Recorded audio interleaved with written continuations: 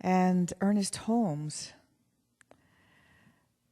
said in some of his poetry, "When death shall come, I and the spirit, freed, shall mount the air. I hinder not its onward way. I grieve not o'er its form of clay. I, for the spirit freed, now from clod, I shall go alone to meet its God." So even when we look at something like an unexpected death or what we call a transition, we need not call it wrong or bad or evil, that it is simply life unfolding as it does. And we need to remind ourselves that we are not, as Teilhard de Chardin said, we are not human beings in search of a spiritual experience. We are spiritual beings immersed in a human experience. So we're immersed for a time being in the human experience. So how do we do that with right action? And I think one of the ways is to stay centered enough in this knowledge of our spiritual being, our spiritual self, that when events occur, that we may respond to them, not react to them. So often we want to react. Reacting is a good example of reacting is when a dog manages to come up from behind a cat and sniff its behind. Just that's how we react. That's what happens when my dog does it.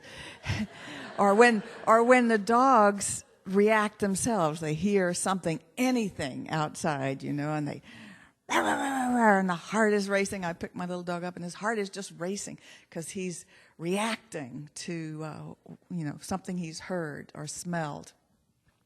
And we do the same thing. We do it, when we're in our ego-based mind, we're just always reacting, and we wonder why we get high blood pressure.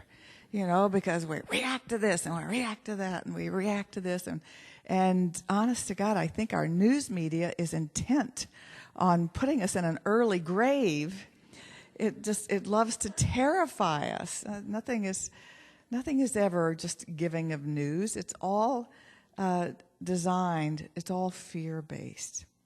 That's one good thing about newspapers. You can choose what you want to read and which parts you want to read and still get the news. So how do we respond instead of reacting then?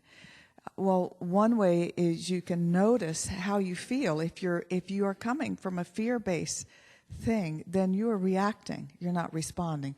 If you're responding, you're coming from a place of peace and joy and right action, recognizing that in this moment, you have everything you need to make this decision and to move forward. So that's how you know you're responding. The word responsibility, by the way, which we tell you, you need to be you don't need to be. We choose to take responsibility for our lives and what we've created and not blame anybody outside. But what that responsibility means is it's response able. We are able to respond. So it's never about blame or placing blame, even on ourselves, because we know that we've always done the best we could given what we knew and believed at the time. So, but we are able to respond. So if we take the action from the standpoint of responding, not reacting, it's more likely going to be right action. I don't know if it'll be divine right action. Divine right action is one of those things that as we pray for divine right action, we are saying we have faith, aren't we? We're saying, I have faith that everything that happens will be divine right action. And I may not know what the best thing is, but I trust that that life is unfolding exactly as it should. I don't have with me desiderata, but I love desiderata for that reason. That, it says regardless of my opinions, life is unfolding exactly as it should. So, what if you said to yourself, as you're fretting about things, that everything right now is exactly as it should be? I don't know about you. I do a lot of shoulding on myself. This should be this way. I should be doing this. This should be getting done. This should. And all it does is stress you. So if you can instead say everything is exactly the way it should be right now. I'm in the right place at the right time. It is so relaxing. I even did it in traffic. I'm amazed at the traffic here around the shopping street, Dana. My gosh. And I was shoulding that the traffic shouldn't be the way it was. And I just relaxed. I said, no, the traffic's just exactly as it should be. Everything is perfect right now, just the way it should be. And you can just relax into that moment, because all of that stress doesn't do anybody any good. As a matter of fact, it causes wrong action. So when we pray for divine right action, we also want to leave the possibility for that left field effect. That's where something comes in from left field, that you totally weren't expecting. And that's what we mean when we pray for divine right action. We're saying, miracles are possible. I believe in them. Anything could happen. And I know that all things are happening for my highest good. And I watch for the miracles. Watch for them. Expect a miracle. I love that phrase, expect a miracle, that you see on bumper stickers.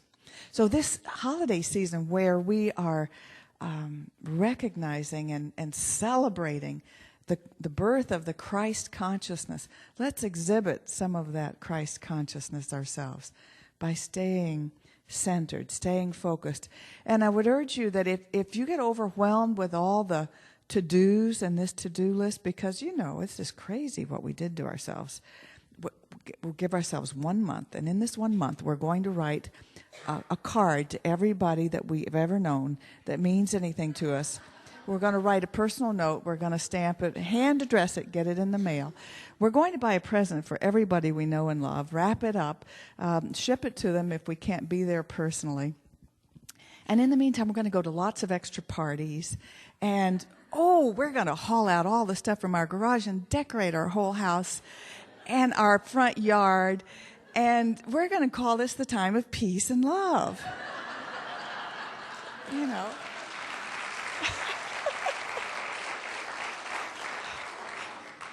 Get serious.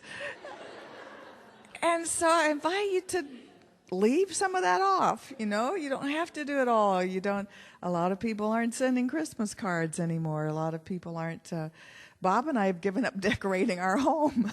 We said, we go to a church. The church is decorated. I go to my grandchildren's. They have a tree. Why duplicate things? So,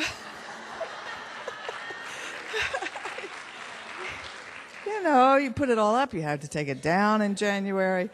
And who's got time? So we've just simplified our life. Our neighbors probably think we're the only ones that aren't Christian in the neighborhood. Everybody's got lights up.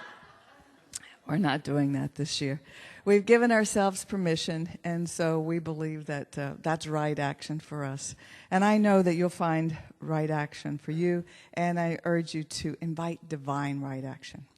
And so it is.